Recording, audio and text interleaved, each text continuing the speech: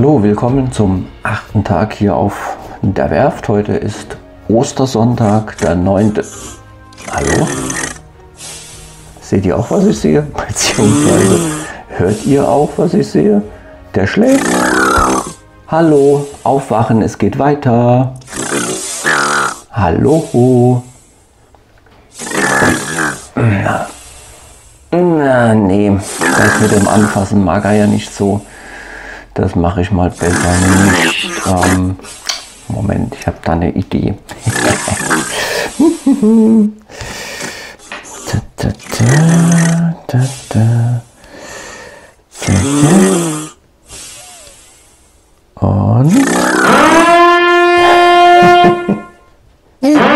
Was soll das? Was ist los? So, jetzt wo der Herr wach ist, es geht weiter mit dem Bachau. Heute ist Ostersonntag. Da arbeitet keiner. Ich will schlafen. Hey, was soll das? Mach das Licht wieder an. Nö. Na, warte.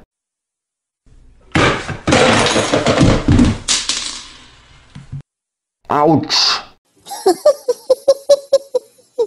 Wenn ich dich erwische, hab ich dich. Aua! Das tat weh. Mir auch. Tut mir leid mit der Backpfeife.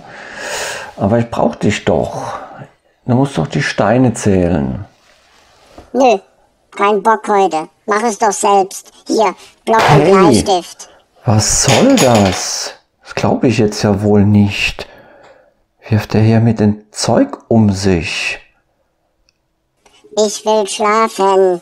Na komm schon, wir machen heute doch nicht so viel.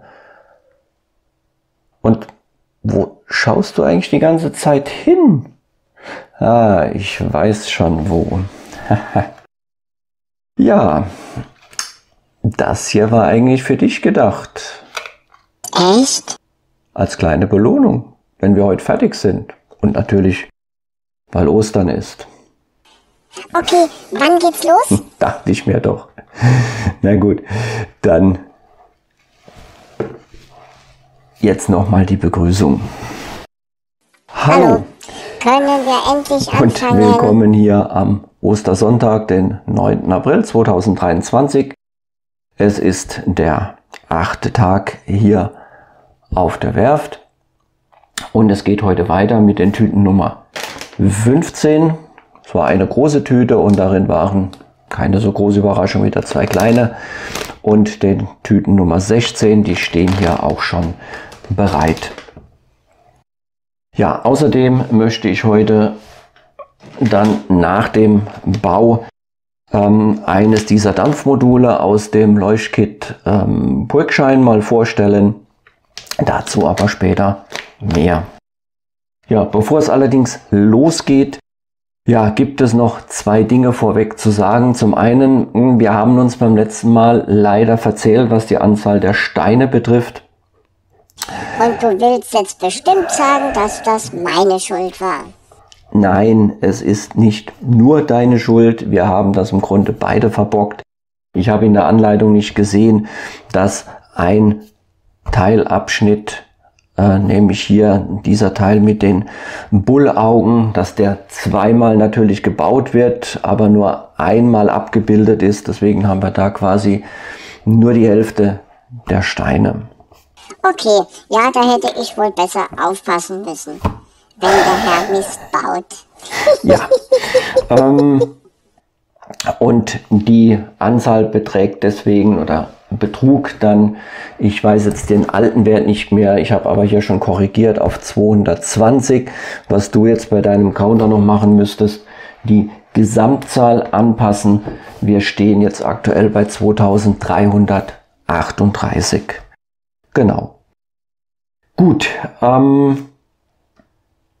das war das eine und dieses Mal, ja, ich weiß, durch das Hin- und Herblättern bin ich da auch selbst ein bisschen durcheinander gekommen, du auch, und ich hoffe, dass das diesmal nicht der Fall ist. Ich werde mir auch Mühe geben und du passt halt auch ein bisschen besser auf, dass ich keine Fehler mache.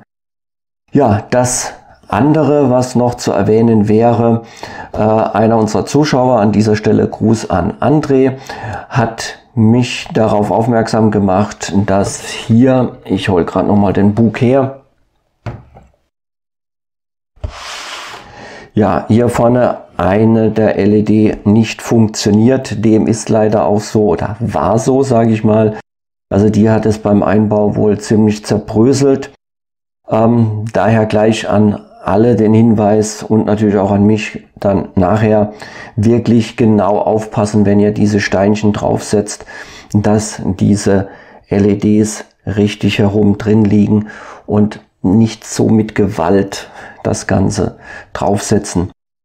Ich habe jetzt allerdings das Glück, dass ich ja mir 2 Leuchtkits gekauft habe. Das wird wohl kaum jeder andere auch so machen und konnte daher aus dem Leuchtkit von Brickshine, ihr seht es jetzt hier auch gleich eingeblendet, eine solche Einzel-LED nehmen und habe diese dann hier reingepfriemelt. Hier sieht man dann vielleicht auch das Kabel. Ich werde nachher, wenn ich das Dampfmodul teste, hier das auch noch mal zeigen, dass das Ganze jetzt dann wieder schön aussieht. Falls sich jemand wundert und ein gutes Auge für Details hat, wo kommen denn plötzlich diese roten Steinchen hier oben her? Das sind Legos aus meinem alten Fundus und die habe ich jetzt hier nur drauf gesetzt, um das Ganze zu fixieren, weil der vordere und der hintere Teil hier vom Bug, die sind ansonsten nur über einen Pin verbunden und das wäre sehr ungeschickt, wenn das dann irgendwie sich verdreht oder auseinanderbricht, weil hier natürlich die Drähte vom ersten zum zweiten Teil rübergehen. Also die dienen nur der Fixierung, die kommen natürlich dann später, wenn es soweit ist, wieder weg. Ja, also es geht jetzt hier weiter beim ersten Teilabschnitt des Mittelteils. Jetzt heute mit den Tüten 15 und 16 kommt sowohl hier die komplette Seite als auch die andere Seite natürlich inklusive der Bullaugenbeleuchtung. Die LED-Kette habe ich hier auch schon vorbereitet, auch in die Anleitung habe ich schon vorab reingeschaut. So, die gleich schon mal ein bisschen auseinander friemeln. Gut, die Pinzette, ganz wichtig, liegt auch bereit.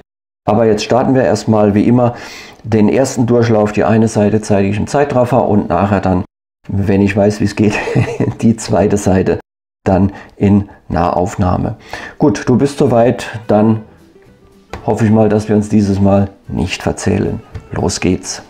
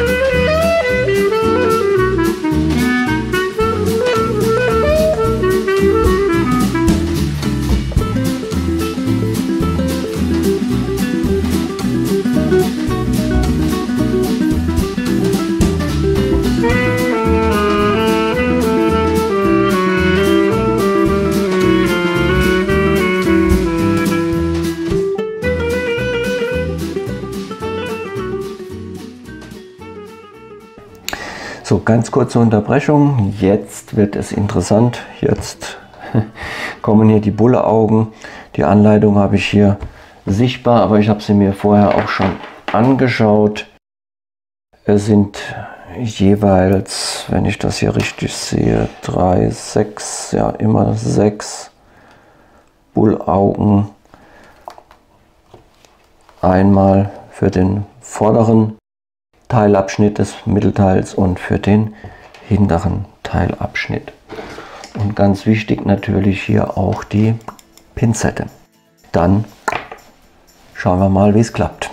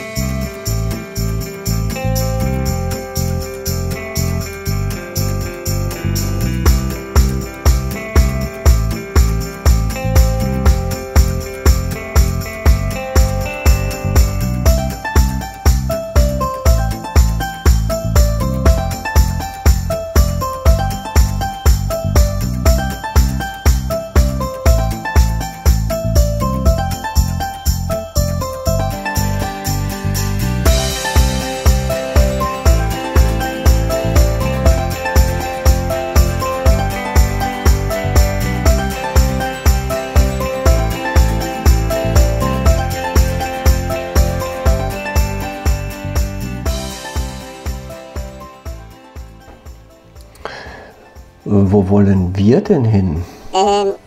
Nirgends? So, nirgends. Komm. Ab nach oben.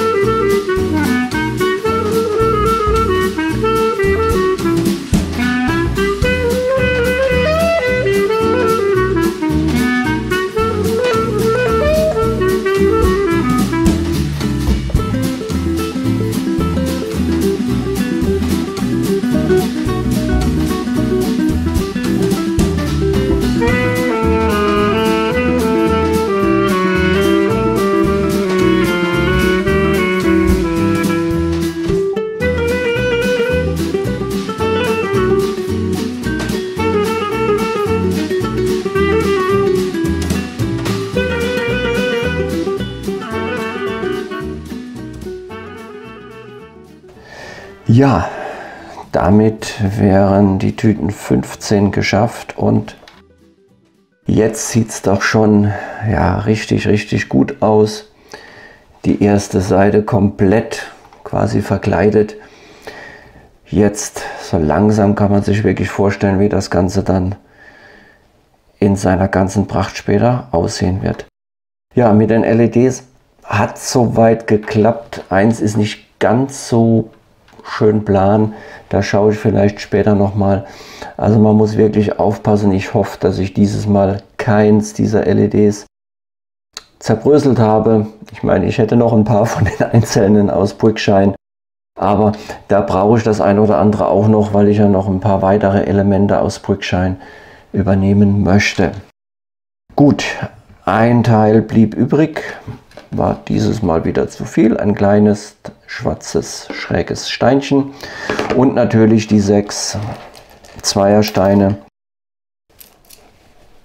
die ich ja nicht benötigt habe, weil sie durch die elektrifizierten ersetzt wurden. Ja, unser Counter zeigt 183. Ich denke, diesmal sollte die Zahl auch stimmen. Das hat soweit super geklappt. Ich kann da jetzt echt nicht mehr länger zuschauen, wie du hier ständig auf das Körbchen schielst. Da wir jetzt die Hälfte rum haben, da du das jetzt auch sehr gut gemacht hast mit dem Zählen, würde ich sagen, bekommst du schon mal etwas. Was hättest du denn gerne? Den Hasen oder? Hasi. Okay, dann gibt es jetzt Hasi für dich. Ja. So, jetzt muss ich mal gucken, dass ich dir den so richtig schön... Moment mal, so sollte der doch, damit er schön bei dir steht. Hasi. So. Dankeschön. Und du hast ihn dir auch verdient. Mal abgesehen davon, dass natürlich auch Ostern ist. Hasi ist jetzt ein bisschen im Bild. Könntest du ihn vielleicht... ja, okay. So ist es gut, aber mal so ganz nebenbei, wie machst du das eigentlich so ganz ohne Arme? It's magic. Ah ja, okay. Zaubern kann er jetzt offenbar wohl auch noch. Gut, ja, dann würde ich sagen, geht es weiter. Jetzt kommt als nächstes die Tüte 16, das bereite ich gleich vor. Wie gesagt, der zweite Durchlauf dann in Nahaufnahme, um nochmal genauer zu zeigen, wie dann auch hier wieder das Ganze abläuft mit den LEDs. Bist du soweit? Können wir? Was? Können wir? Ach so, ja. Bin soweit. Okay, dann schalten wir jetzt um auf die Nähe.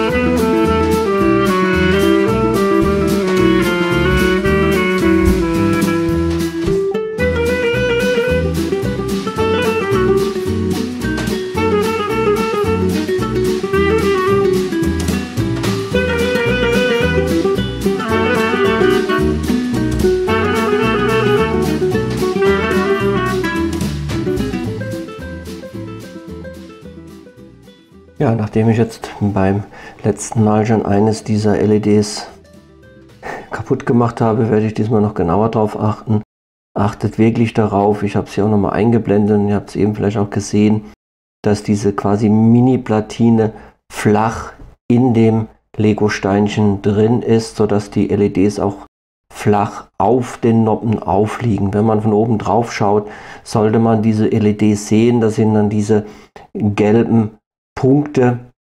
Ihr habt es eben vielleicht kurz auch hier im Video gesehen. Dann ist eigentlich alles in Ordnung. Also da wirklich drauf achten, und falls es etwas schwierig ist, das Ganze drauf zu drücken, dann nicht mit Gewalt, lieber nochmal nachschauen, mit der Pinzette nochmal nachkorrigieren, was das betrifft.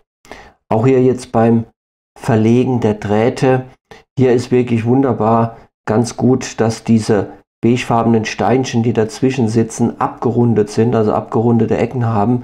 Man kann die Drähte, die natürlich auch sehr dünn sind, damit wunderbar mit der Pinzette zwischen reindrücken, um dann die Abdeckplatte draufzusetzen.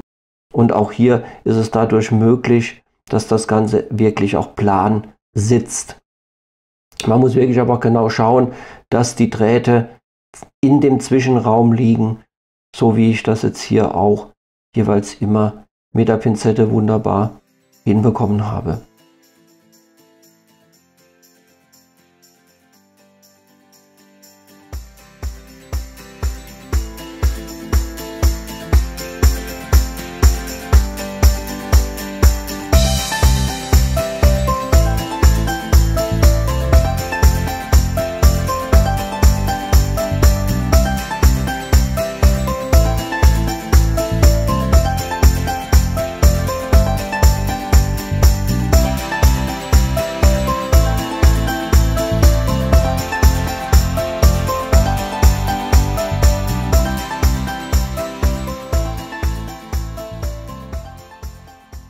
Ja, hier kommen jetzt gleich die Abdeckungen für die Hohlräume. Das ist bei der einen Reihe kein Problem, da sind ja keine Drähte bei der jetzt hier unteren Reihe. Aber bei der darüber, wo dann auch die Drähte liegen zwischen den einzelnen Bullaugen, da muss man wieder aufpassen, drückt das Ganze nicht mit Gewalt rein.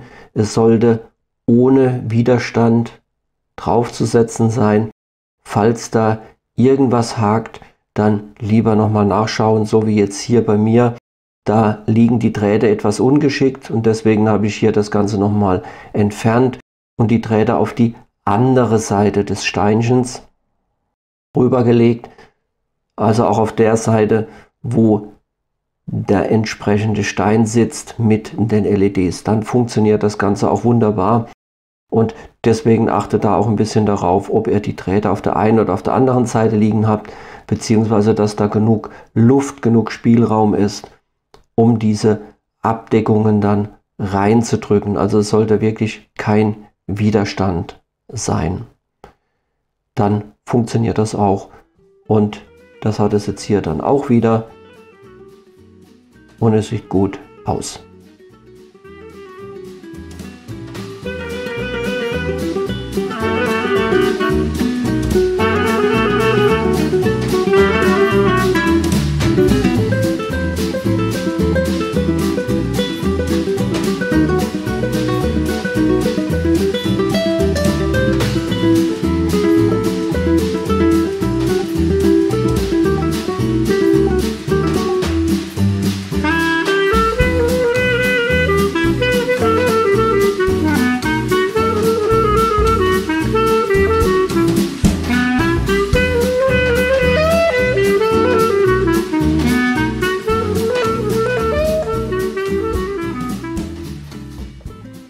Das waren dann die Tüten Nummer 16, auch wieder eine große mit 2 kleinen darin, genauso wie vorher Tüten Nummer 15. Und damit ist jetzt der erste Teilabschnitt des Mittelteils quasi schon komplett verkleidet. Sieht richtig gut aus. Der rote Teil, der schwarze Teil mit den Bullaugen, mit der Beleuchtung, die wir gleich testen werden, und oben die goldene Linie, die dann ja die Trennung ist zwischen dem schwarzen Rumpfteil und dem weißen Oberdeck. Gut, ja, es waren wieder 183 Steine. Damit haben wir, wie man oben sieht, im Counter 366 und insgesamt stehen wir dann jetzt bei 2704. Also immer noch einiges vor uns, 6300 und ein paar zerquetschte. Also noch einiges bis zu den 9090. Aber es waren heute schon sehr viele dabei, vor allem sehr viele Kleinteile, wie ihr gesehen habt. Und das war schon auch ziemlich fummelig. Okay. Ja, deine Aufgabe wäre damit erledigt. Hat super geklappt, bin zufrieden. Und damit hast du dir natürlich auch den Rest verdient. Es ist okay, wenn ich dir das dann nachher gebe am Ende oder nach dem Video. Ja, ist okay. Ja, du kannst dann, wenn du willst, Feierabend machen.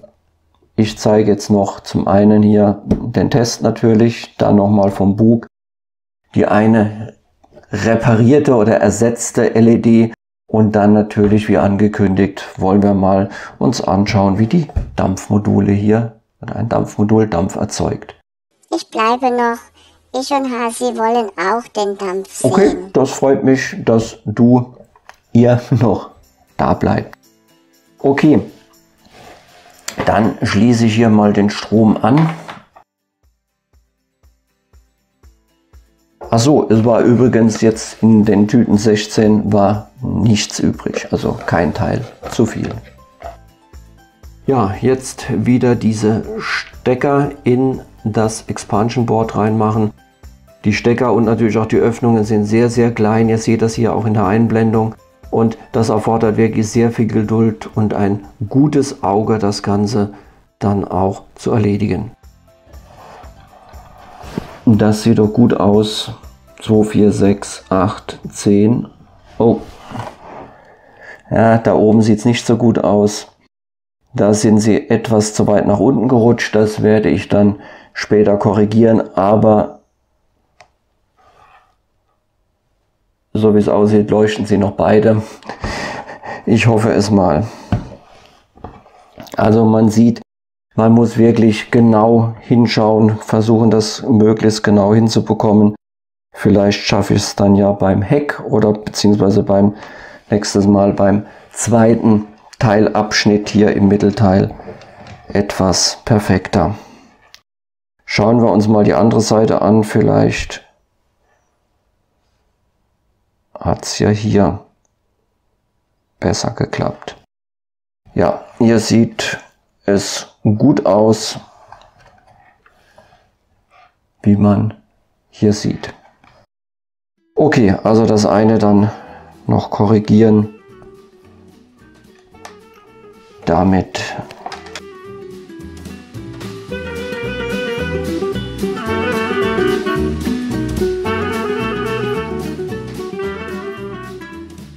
ja, wie man hier vielleicht deutlich sieht, hier vorne, da fehlt eins. Das ist, wie gesagt, leider kaputt gegangen. Und das habe ich jetzt ersetzt durch ein einzelnes. Das war schon etwas Fummelei, das da zusätzlich mit reinzupacken. Aber es hat geklappt. Und wie man sieht, leuchten jetzt auch hier vorne wieder beide Bullaugen. Aber auch nur, wenn man wie ich noch ein zusätzliches, ein zweites Leuchtkit gekauft hat. Dann wollen wir doch mal ein solches Dampfmodul testen oder wie sie eben hier im Englischen in der Packung von Brückschein heißen, Spray Module. 4 davon sind dabei, 4 Schornsteine bei der Titanic. Wie aber ja natürlich hoffentlich jeder Titanic-Kenner weiß, waren ja nur die ersten 3 Schornsteine wirklich für den eigentlichen Zweck im Betrieb, nämlich den Rauch aus den Kesseln abzuführen. Der 4. Schornstein, der diente in erster Linie natürlich, um, wie es damals üblich war bei den Schiffen, um Größe und Macht zu demonstrieren. Er hatte auch eine praktische Funktion, er diente als Entlüftungsschacht für die Küche und glaube auch für den Rauchersalon. Also ein bisschen was kam heraus. Ich denke, ich werde auch das 4. Modul verbauen. Es muss ja nicht alles immer ganz exakt dem Original entsprechen. Ja, ein solches Spray-Modul, Dampfmodul besteht aus 2 Teilen. Einmal hier der Steuereinheit, da sitzt auch der Schalter, ihr seht das jetzt auch mal eingeblendet, und dem eigentlichen Dampfmodul, das ist ein Silikonring mit einem Metallplättchen und darüber wird dann das Wasser verdampft. Wie das genau funktioniert, das kann ich euch auch nicht sagen. In der Hinsicht bin ich dann technisch doch nicht so bewandert. Ja, was brauchen wir noch? Wir brauchen einen Wattepad, nicht viel, weil oben im Schornstein der Titanic ist später nicht so wahnsinnig viel Platz. Der Hohlraum ist nicht so groß. Ich habe jetzt hier mal einen Schraubverschluss von einer Milchtüte genommen, zweimal mit ein bisschen Watte. Seht ihr auch nochmal eingeblendet, um das zu demonstrieren. Und diese Watte wird dann getränkt mit Wasser. Je mehr Wasser, desto länger wird das Ganze laufen und desto intensiver auch. Das habe ich ja im Vorfeld schon mal getestet. Was allerdings nicht ganz so schön ist, in der Mitte eines Schornsteins hier bei der Titanic ist ein Loch, was auch ganz praktisch ist, um die Drähte nach unten zu führen. Aber leider führt es natürlich auch dazu, dass wenn man diesen Wattepad tränkt mit Wasser, dass es sich wohl kaum vermeiden lässt, dass ab und zu mal etwas durch dieses Loch ins Innere der Titanic läuft. Und das auf Dauer gefällt mir eigentlich nicht so wirklich. Ich möchte mal schauen, ob ich vielleicht einen Behälter finde. Die sind, soweit ich es schon sehen konnte, zu groß. Irgendeinen anderen Behälter oder ob man das irgendwie ausgleiten kann. Das Wasser nicht nach unten dann laufen würde. Mal sehen. Gut. Das kann ich mal beiseite tun, nicht die Behälter. Ich habe das hier schon mal vorbereitet. Das Steuermodul, die Steuereinheit, die habe ich hier, die hängt hier am Strom. Und dann wiederum das Dampfmodul über ein solches Expansion Board, habe ich jetzt hier auch mal eingeblendet, ist dann mit diesem Steuermodul verbunden, mit dem Schaltmodul. Ja, ich habe hier normales Wasser und destilliertem Wasser. Hier ein Gruß auch nochmal an André, der hat mich auf die Idee gebracht oder den Vorschlag gemacht, das Ganze mit destilliertem Wasser zu betreiben. Was natürlich den Vorteil hat, dass diese Dampfmodule hier eventuell nicht so schnell verkalken oder gar nicht verkalken. Wobei natürlich dann auch die Frage ist, wie oft wird man das Ganze im Betrieb haben. Aber ich denke, es ist dann doch mit Sicherheit die geschicktere Variante, das mit destilliertem Wasser zu betreiben. Das habe ich noch nicht getestet, das werde ich jetzt gleich sehen, ob das funktioniert oder ob das irgendeinen Unterschied macht. Ich gehe jetzt mal nicht davon aus, aber schauen wir es uns an. Ja, bei dem Leitkit von Brückschein ist auch eine solche Plastikpipette dabei, die auch vollkommen ausreichend ist, auch wenn sie sehr billig aussieht, aber das macht ja nichts. Man muss damit ja nur Wasser ein bisschen auf den Wattepad. Gut, ich hoffe, das reicht, werden wir gleich sehen. Wichtig ist, dass das Modul hier, das Dampfmodul, richtig herum draufgelegt wird. Es gibt die eine Seite mit der etwas kleineren sichtbaren Metallscheibe, das ist die Oberseite, seht ihr auch hier nochmal eingeblendet, und das andere mit der größeren sichtbaren Metallscheibe, das ist die Unterseite, sprich die muss jetzt nach unten auf die Watte drauf.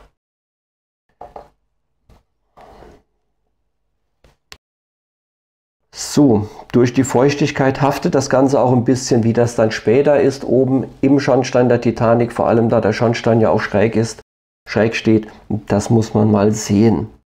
So, dann schalten wir mal ein und, ups, bisschen festhalten. Ich denke, man kann sehen. Ui, das geht ja ab. Ja, da gebe ich dir recht. Da kommt gut was raus. Und wie gesagt, je mehr von dem Wasser natürlich drin ist, desto länger wird das Ganze laufen und auch desto intensiver ist diese Wasserdampfsäule. Es sieht auf jeden Fall ganz gut aus. Gut, es ist jetzt kein schwarzer Rauch, aber man kann jetzt ja auch nicht hier alles erwarten. Okay. Funktioniert wunderbar. Schalten wir mal wieder aus und testen das Ganze jetzt mal mit destilliertem Wasser. Ich gehe jetzt mal nicht davon aus, dass das einen Unterschied machen wird. Aber wer weiß. So. Läuft schon. Ja, wie zu erwarten oder wie höchstwahrscheinlich, na, jetzt zu erwarten war, funktioniert es mit destilliertem Wasser genauso.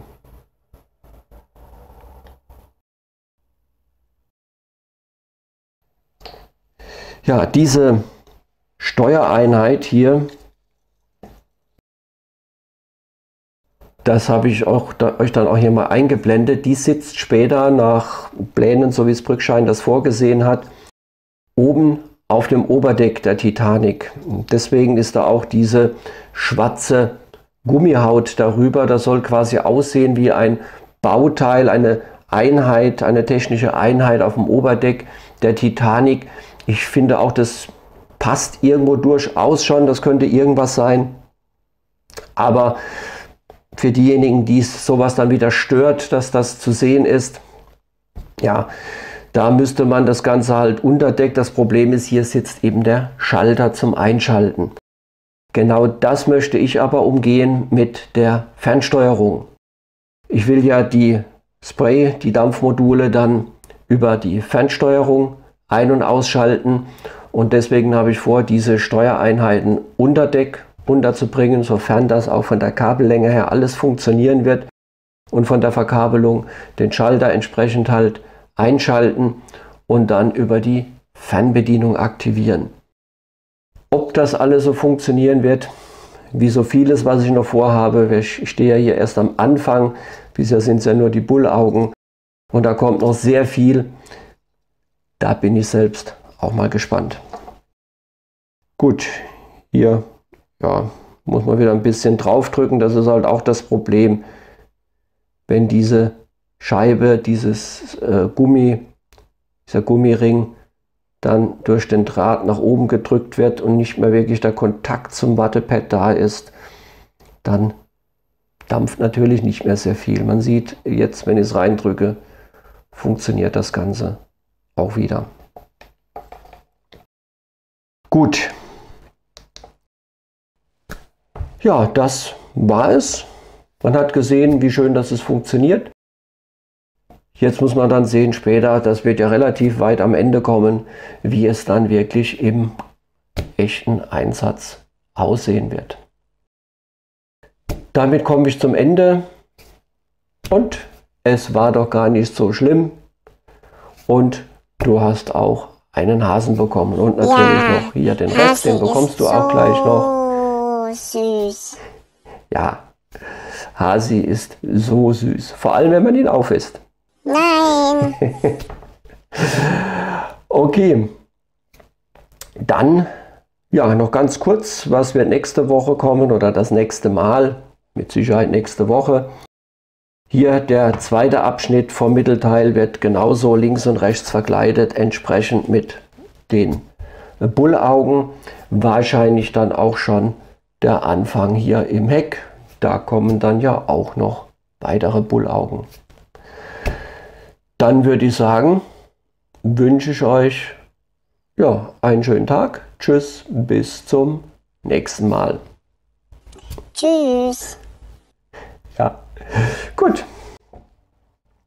Dann bekommst du jetzt den Rest noch.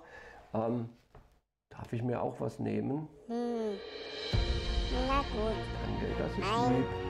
Dann 2 Eier darfst nehme du ich mir dir. ein rotes und ein blaues Ei. So, ja.